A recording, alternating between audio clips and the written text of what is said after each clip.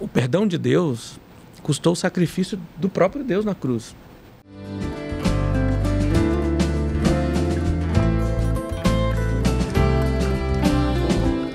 Pastor Cleomárcio, na verdade, assim, isso é prova da graça de Deus. A gente está falando aqui algo que a nossa dívida é impagável, mas assim, qual a influência disso na nossa vida como cristão?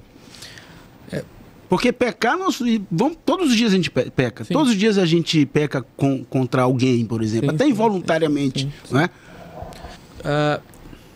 Eu acho que passa por entender assim, a gente não tem entendido muito, ou não se tem ensinado bem a seriedade daquilo que nós fazemos para Deus.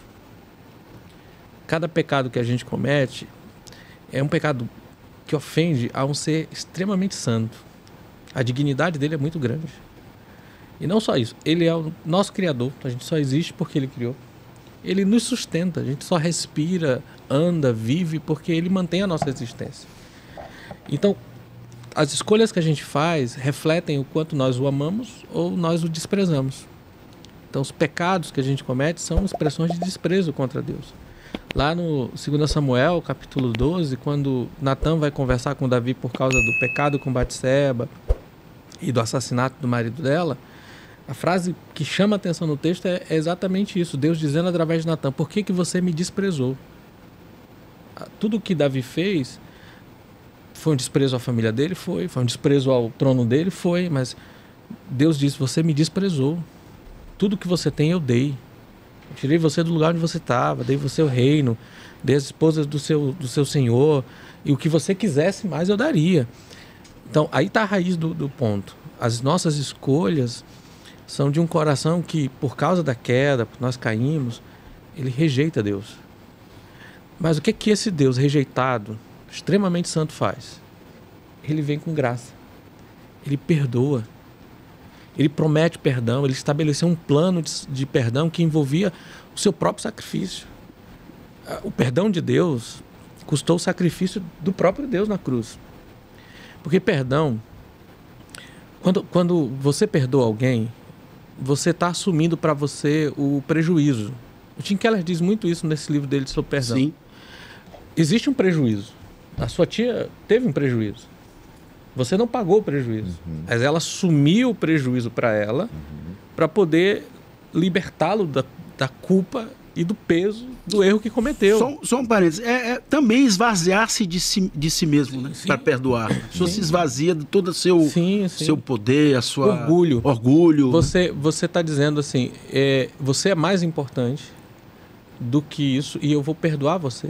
Porque o meu relacionamento com você é melhor e maior. O que Deus está dizendo para nós na cruz é: eu prefiro o prejuízo sobre mim. Eu prefiro morrer no seu lugar do que matar você por causa do seu pecado. Porque o que de fato é o juízo de Deus? Deus não é um ser descontrolado. O juízo de Deus é Deus dar ao ser humano o que ele pediu a vida toda. As pessoas que vivem sem Deus não podem se surpreender se no fim da vida Deus vai dar a elas um universo sem Deus. Só que o universo sem Deus é um inferno. E Deus não quer dar isso pra gente. O que Deus deseja? Ele deseja nos dar a si mesmo. Ele se entregou para perdoar cada um e todos os pecados que nós cometemos.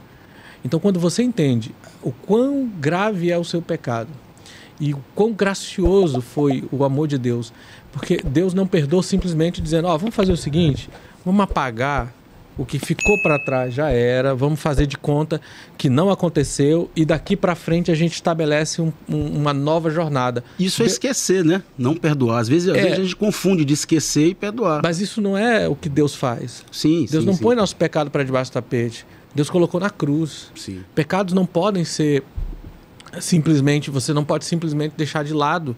Há um senso de justiça num universo criado por um Deus justo. Se você olha um criminoso que comete um crime, você olha e diz: ele precisa ser punido, ele precisa pagar pelo que ele fez. Todo mundo pede justiça diante de um ato errado. Por que a gente pede isso? Porque nós fomos criados à imagem de Deus. Temos um senso de justiça semelhante ao dele. Só que o dele é infinitamente melhor e santo.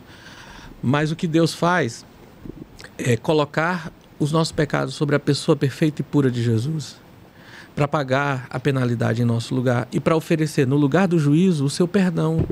Deus quer que sejamos membros da sua família, quer nos abençoar, quer derramar o seu amor sobre nós, quer expressar sua fidelidade, seu cuidado. Quando você entende que você foi perdoado nessa magnitude, você olha para as ofensas dos outros contra você, elas são infinitamente menores. É isso que Jesus quer dizer com aquela parábola do credor que devia. O equivalente, ele teria que viver pelo menos 300 anos, mais de 300 anos, para poder pagar a dívida. Enquanto o outro devia o equivalente a 1 ano de trabalho.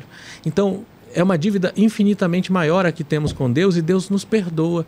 E ao mesmo tempo, nós olhamos para os nossos irmãos e devemos olhar para eles com o senso de: eu fui perdoado, não posso oferecer outra coisa senão perdão. Eu não posso dar a ele não ser isso. É difícil, é duro? Claro que é, mas tem algumas coisas que a gente precisa lembrar. Primeiro, nós temos o cristão que é chamado a perdoar, ele tem um novo coração. Ele tem uma natureza semelhante ao do pai dele. E o nosso pai, por exemplo, em Jeremias 31, 34, ele diz assim, ele fala assim: porque perdoarei as suas iniquidades e dos seus pecados jamais me lembrarei. Lembrar aqui é muito mais forte do que só esquecer. Porque esquecer é passivo. Sim. Eu tô começando a esquecer algumas coisas. Isso é bom, né? A idade faz isso bom pra gente, né, pastor? Esquece as coisas. Antigamente eu escrevia algumas coisas, já ficava na memória. Eu preciso andar com aquilo que eu escrevi. É muito passivo mesmo, você vai esquecendo. Não lembrar é ativo. Não lembrar é: eu estou disposto a não levar em consideração o que foi feito. E eu prometo. Por isso o J. Adams diz que perdão é uma promessa. É a promessa de que eu jamais trarei à tona novamente aquilo que você fez para acusá-lo, julgá-lo e condená-lo. Então perdoar é eu dizer: porque eu fui perdoado em Deus, um Deus que disse que jamais se lembrará do meu pecado, eu também vou perdoar. Eu vou fazer a mesma coisa. Eu jamais me lembrarei. E jamais lembrar significa: eu nunca mais vou trazer isso à tona. Esse assunto morreu. É como se não tivesse acontecido. Eu encerro essa história. Apesar de ter deixado os marcas, né? Claro. O muro lá, E no coração vai lembrar. Coração, porque né? Não lembra. Tem gente que pensa assim, que perdão... Já ouvi essa frase. Perdão, quem perdoa de verdade... Não esquece. Tem mais, esquece. Não é isso. Quem perdoa de verdade não traz isso à tona mais. Mas está lá, está na mente. Ou a gente acredita mesmo que Deus tem amnésia, que ele esqueceu, ele sabe de tudo. O que ele está dizendo é: eu não vou mais trazer isso à tona. Eu estou tratando como se isso nunca tivesse acontecido. Foi coberto. E ele fez essas promessas lá no Antigo Testamento com base no que Jesus faria em nosso lugar. Então, o perdão que a gente recebe deve ser experimentado na comunidade. É por isso, novamente, aquele assunto da última vez que a gente conversou. Sim. Deus nos colocou no meio de uma comunidade. E sabe o que vai acontecer nessa comunidade? A gente vai se ferir. Sim. A gente vai magoar e ser magoado. Mas para quê? Para aprender a crescer e perdoar, como Paulo diz aos Colossenses. Se nós tivermos queixas uns com os outros, nós devemos nos perdoar assim como Deus em Cristo nos perdoou. Sim. Eu preciso do meu irmão não apenas porque eu preciso do apoio, mas eu preciso muito dele também para aprender a superar pelo perdão as falhas dele e a minha. Eu preciso aprender a pedir perdão quando eu fracasso.